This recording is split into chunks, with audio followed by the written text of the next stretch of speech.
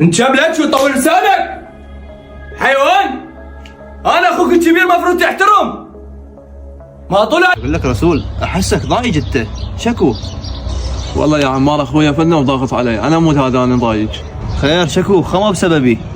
لا يا معود شو لك دخل انت؟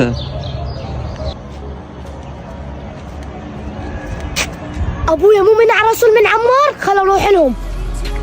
انا عبالي بسببي. لا عمي لا. رسول ابويا مو منعك من عمار، قال لك لا تفتر وياه عشان انت ما تحترم ابويا، ما تسمع كلامه. شايف ابويا من يتعصب شلون كسرك تكسر. اليوم انا وياه اجيب له البوريه خلي كسرك تكسر. حيوانك انت ما تحترم، انا عمك شلون تحكي وياي هيك؟